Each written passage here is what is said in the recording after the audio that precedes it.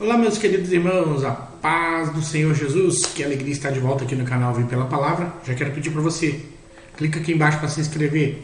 Tem do lado aí um sininho para você clicar para ser notificado cada novo vídeo que nós colocarmos aqui no canal Ouvir Pela Palavra. Quer participar do grupo de WhatsApp, onde a gente tem ali professores, superintendentes, alunos da Escola Dominical da Betel? Tem um link aqui embaixo que eu vou colocar para você clicar para ser direcionado para esse grupo de WhatsApp, tá bom? Também nós aqui falamos aí todas as vezes com os irmãos acerca de um treinamento que eu preparei, que já vou te mostrar, mas que tem edificado a vida de muitos. Hoje nós vamos falar da nossa lição, que é a lição de número 2, os efeitos da salvação na plenitude da alma, tá bom? Bom, tá aí. Se você quiser melhorar a performance da sua aula na Escola Bíblica Dominical, né? É um material que eu mesmo preparei, tá? Que eu coloquei o nome de Manual do Professor.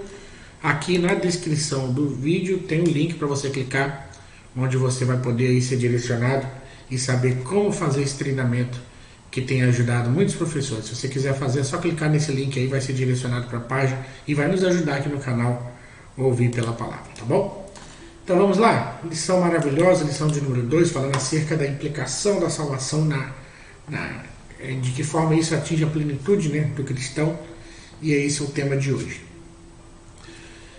Nosso textual está em 2 Coríntios capítulo 5, verso 17, que diz que assim que se alguém está em Cristo é nova criatura, as coisas velhas já se passaram, eis que tudo se fez novo, né? 2 Coríntios capítulo 5, verso 17.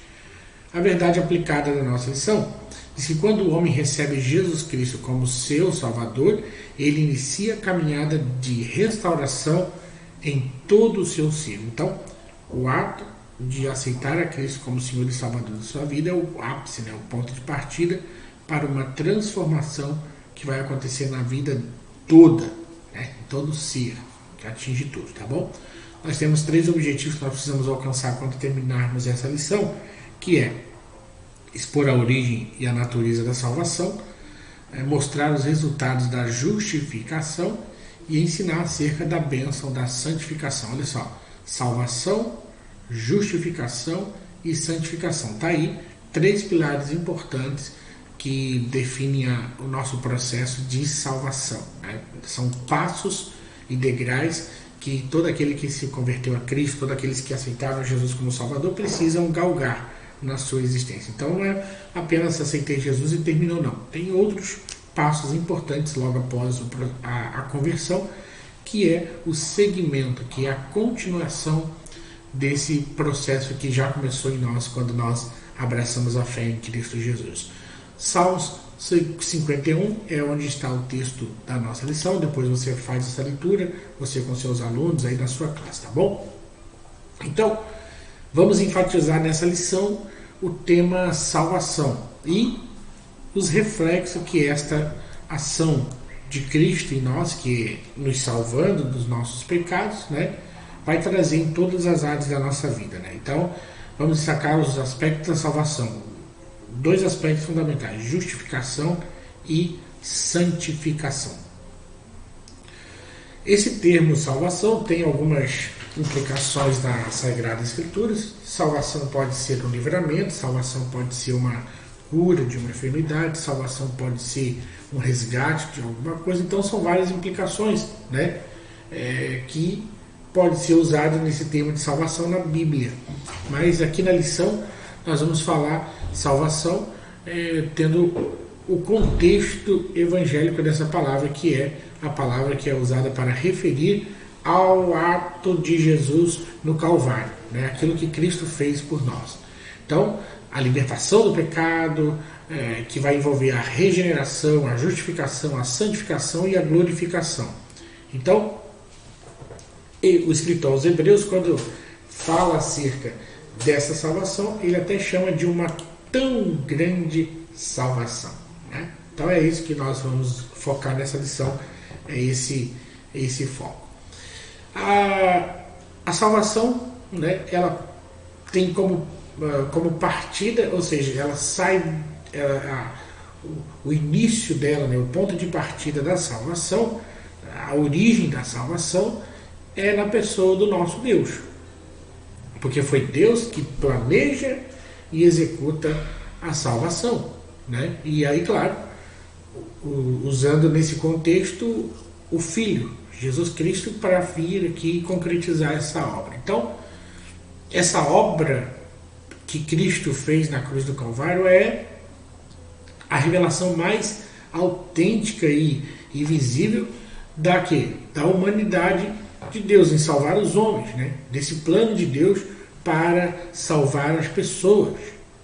Então, foi em Cristo que todas as bênçãos da salvação tiveram o seu centro da expansão para os seres humanos. Então foi através de Cristo e em Cristo que esses benefícios da salvação nos alcançam. E a encarnação de Cristo, ou seja, o verbo que se fez carne, como João diz, né, é a propiciação feita por Jesus, constitui a maior prova da bondade de Deus, né? A maior prova desse amor, em fazer o quê? Em resgatar o ser humano. Então, quando vamos falar da origem da salvação, nós temos que dizer que a salvação, a sua origem está na pessoa de Deus, no seu plano, naquilo que ele consumou, naquilo que ele fez. Então Deus deseja a salvação de todos, né? Deus deseja a salvação de todos os homens. E tomou essa iniciativa quando dá origem a essa salvação. E essa manifestação se concretiza no verbo que se fez carne, né? Planejando a salvação em Cristo e já antes da queda do homem, né? Porque a Bíblia diz que essa salvação já estava preparada antes da fundação do mundo. Então, mesmo impondo ao homem a colheita da sua escolha errada, né? Jesus, Deus, ele trabalhou para fazer o resgate do homem da sua condição de pecado, da maneira errada com que ele vive. Então, por isso que a chave da nossa da plenitude da salvação em nós consiste o quê? Consiste na obra de Cristo e na obra de Deus feita por um grande Salvador, que é o seu Filho unigênito, nosso Senhor Jesus Cristo. Agora, quando falamos sobre a questão da natureza, primeiro falamos da origem da salvação. A origem da salvação é Deus. Agora, a natureza da salvação. A natureza da salvação, conforme sugere o termo em foco, compreende todos os atos e processos que salientam todos os elementos da fé cristã. Estes atos e processos são vistos e desenvolvidos no plano da redenção da seguinte forma. Primeiro, salvação no passado, efetuada na justificação do pecador, tendo origem na graça de Deus. Está a base para isso, Romanos capítulo 3, verso 24. E o segundo, salvação no presente. Essa efetuada na santificação diária na pessoa humana, e somos transformados de glória em glória, segundo os Coríntios 3,18. E no futuro, que é o terceiro ponto, essa atuará a glorificação dos salvos, a saber, a redenção do nosso corpo. Então está aí os atos e processos, né, desenvolvidos nesse plano da redenção. Salvação no passado, a obra consumada de Cristo. Salvação no presente, a santificação. E salvação no futuro, a glorificação. Tá? Isso tenha ficado claro para você. Porque a salvação divina é uma bênção, é uma dádiva de Deus. Mas ela deve haver por parte do homem uma reação positiva. Ou seja, eu até sempre exemplifico assim. Quer ver? Aqui está a caneta. Se eu entregar essa caneta para você e disser assim, ó, toma essa caneta. A caneta é sua porque eu já te dei, né? Toma essa caneta. Só que se você não estender a mão para pegar essa caneta, a salvação é tua, ou seja, a caneta é tua, mas se você não pega, mesmo ela sendo tua, você não toma posse. Você está entendendo? É aí onde entra a ação humana. Cristo e Deus fizeram todo o processo né, conquistaram o processo e entregaram a salvação para o homem. Né? Então, tá aqui, a salvação é tua, eu ganhei por ti. Né? Você agora é salvo na pessoa de Cristo. Você recebeu a salvação. Agora, se você continuar de braços cruzados e não se mover em direção a essa salvação, então é onde que a gente pensa que deve haver por parte do homem uma reação a esse processo divino. Né? Então o apóstolo Paulo enfatiza por meio do seu argumento quando ele diz assim que porque ele não me envergonho do evangelho de Cristo, porque é o poder de Deus para a salvação de todo aquele que crê. Então, no plano da redenção, o evangelho é a suma,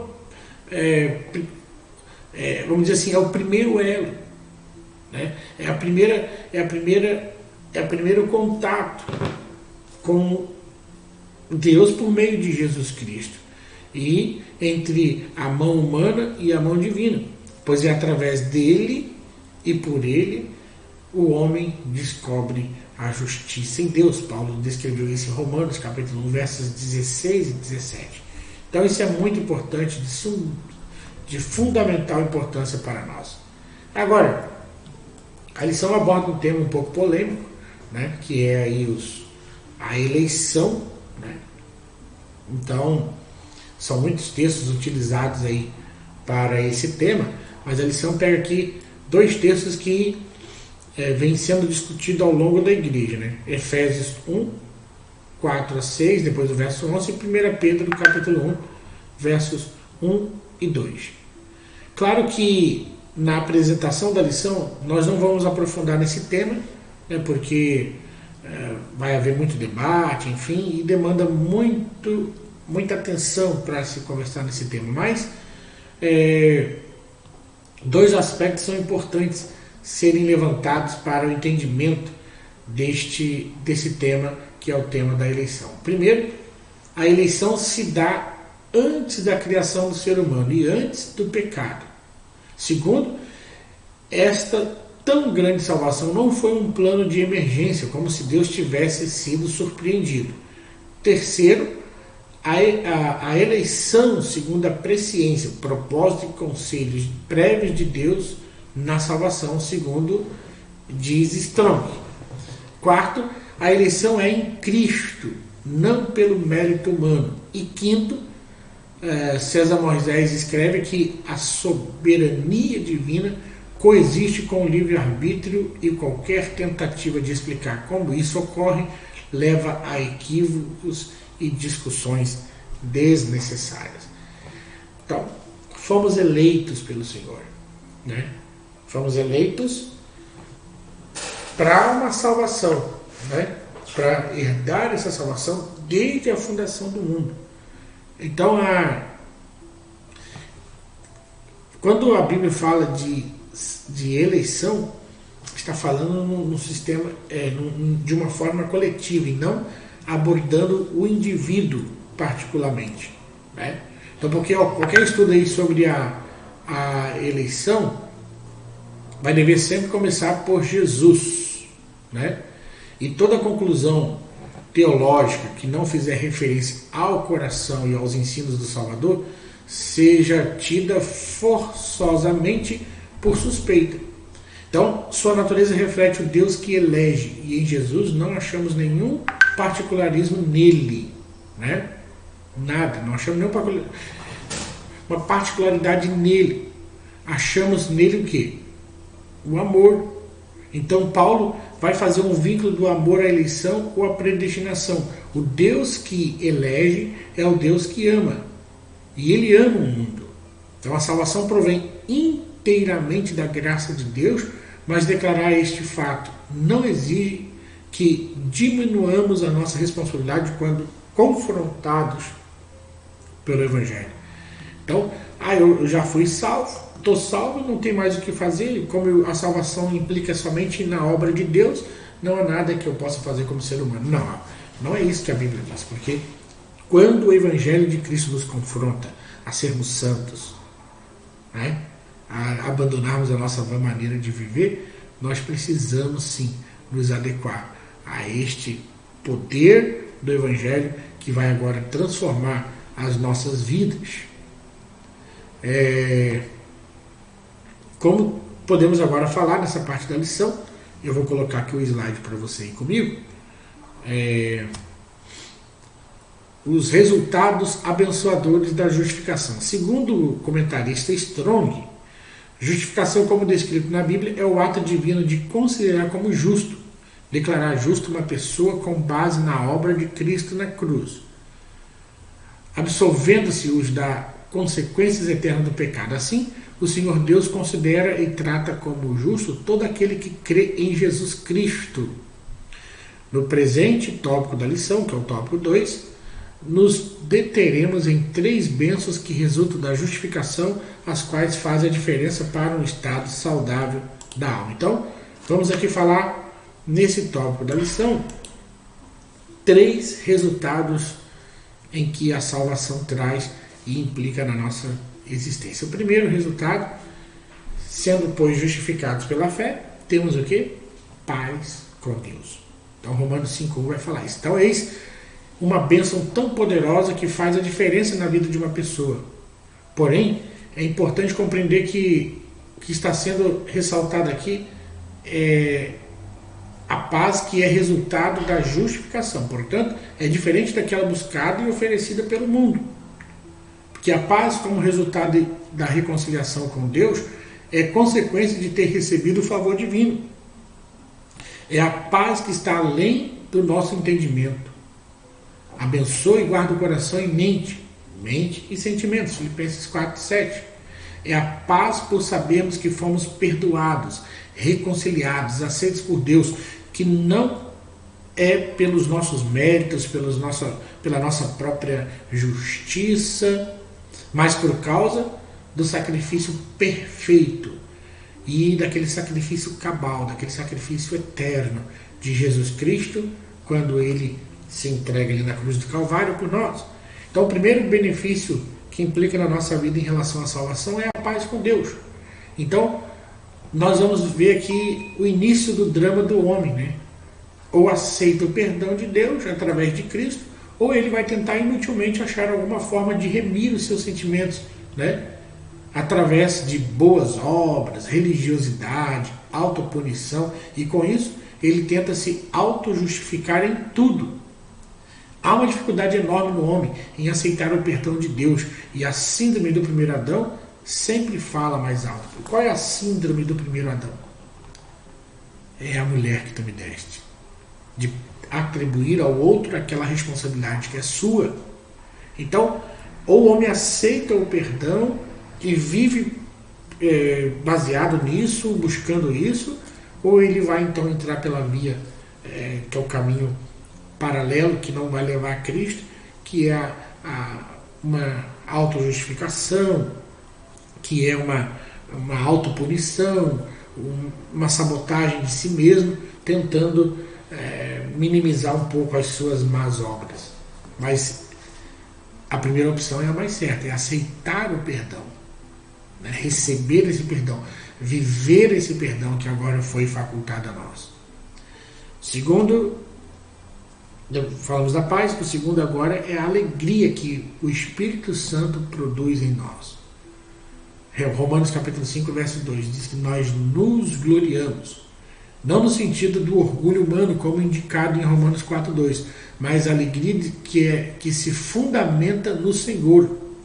Então, um dos sentidos do termo em grego é desfrutar, o contentamento de coração, boa disposição. Então, esse texto de Romanos diz que aquele que foi justificado, né?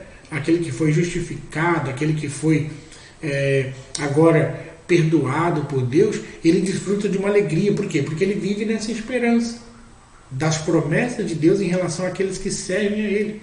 Então, a bênção da alegria influencia positivamente como nós vamos enfrentar as adversidades que nos advêm, como nós vamos vivenciar situações do dia a dia.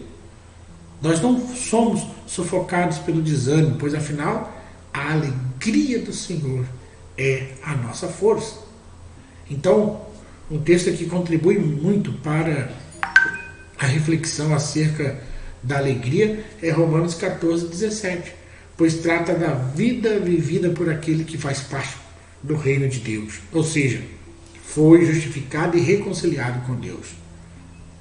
Em Romanos 14, 17, Paulo entende o futuro reino de Deus proclamado por Jesus como sendo inicialmente atualizado na vida presente dos crentes através do Espírito. Então, o Espírito Santo produz essa realidade de desfrutar estas bênçãos, né?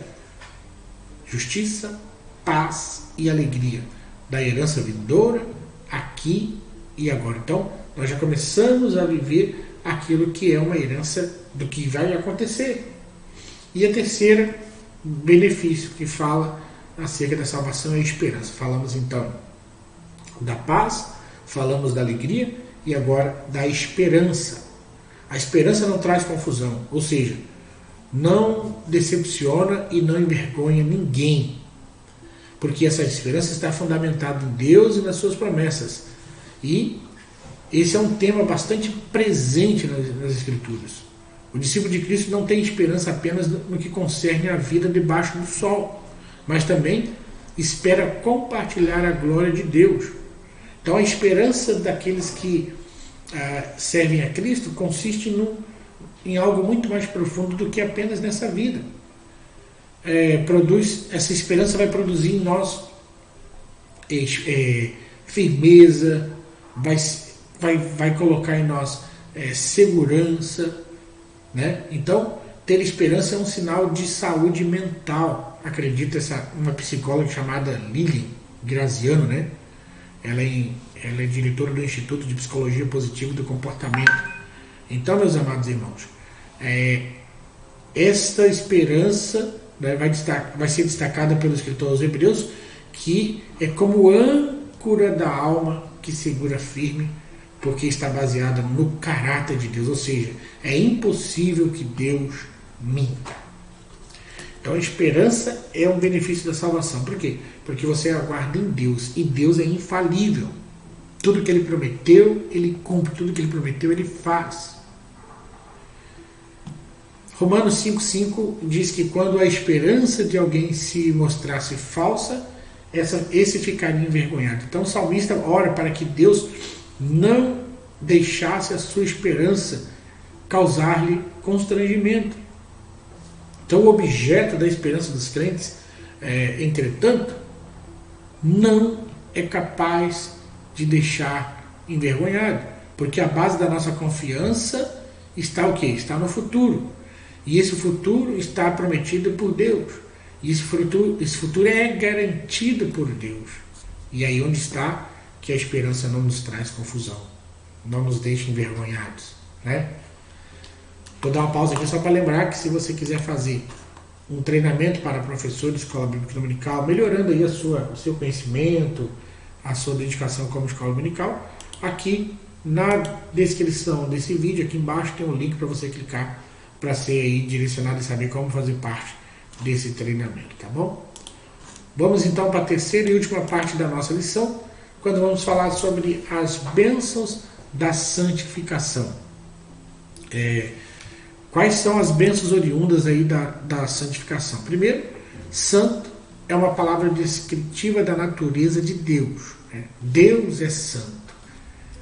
E esse significado primordial é o quê? Separação. Portanto, a santificação representa aquilo que está em Deus, que torna-se separado de tudo quanto seja terreno e humano. Isto é, a perfeição moral de Deus absoluta, a divindade dele, a majestade dele, e ele não abre mão desse atributo da sua pessoa. Então Deus é santo, isso a gente precisa entender. E é necessário viver o aspecto da santificação em nós. Pensando que nós servimos a um Deus que é santo, precisamos também ter essa implicação na nossa vida. Somente assim nós vamos entender essa dimensão maior da parte de Deus e vamos entrar numa comunhão perfeita com o Senhor. Quando Jesus conversou com Nicodemos, deixou a ele uma recomendação, e a gente vai ver que essa recomendação é a porta de entrada para nós vivermos isto. Então precisa haver um novo nascimento. Precisa ocorrer uma transformação que vai nos levar a sermos santos. Jesus denomina assim como nascer de novo. O homem e a natureza caída dele. Quando Deus não criou o homem com essa natureza despencada. Então o homem ficou assim em consequência daquele pecado no Éden. Então ele se tornou assim porque escolheu fazer a própria vontade e não a vontade de Deus. E essa escolha leva ele a uma deformidade terrível na alma, e essas deformidades são quase que sem precedentes. O que nós vemos no relato bíblico após Gênesis 3 é uma catástrofe após a outra, desde o primeiro homicídio. Então, o relato segue desvio da conduta espiritual, na conduta moral e até no aspecto cultural, onde foram sendo introduzidos costumes e hábitos de outras nações cheias de paganismo, libertinagem, imoralidade. Então a marca do homem passou a ser a sua inclinação para o pecado e o desvio do Criador.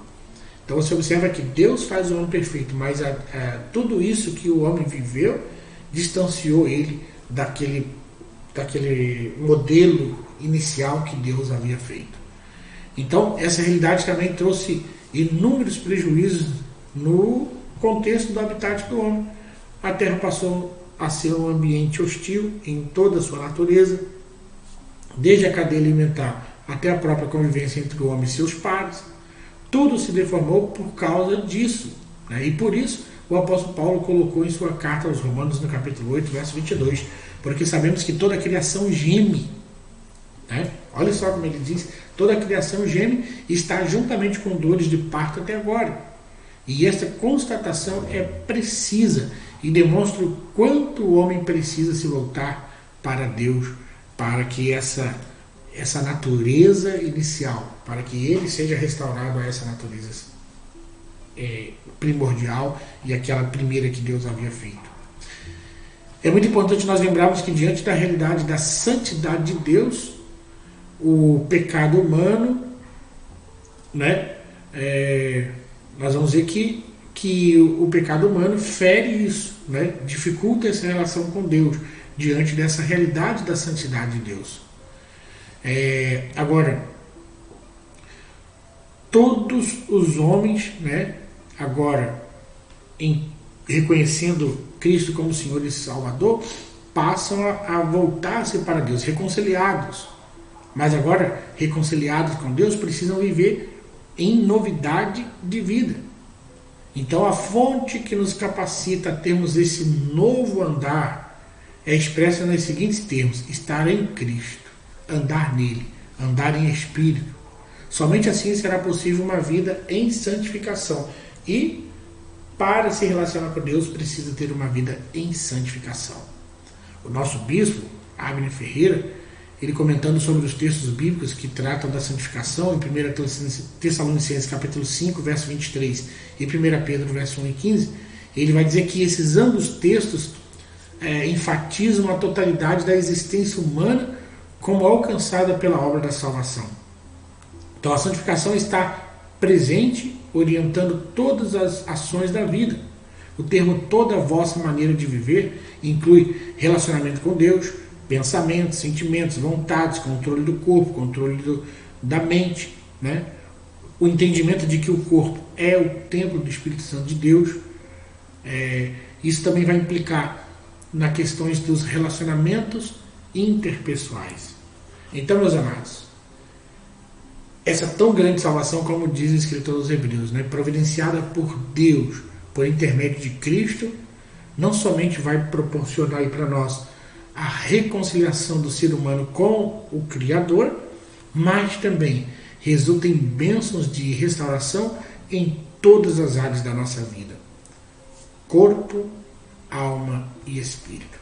E assim sendo, quando manifesta em nós as transformações causadas pelo novo nascimento, nós vamos glorificar o Senhor com o nosso corpo.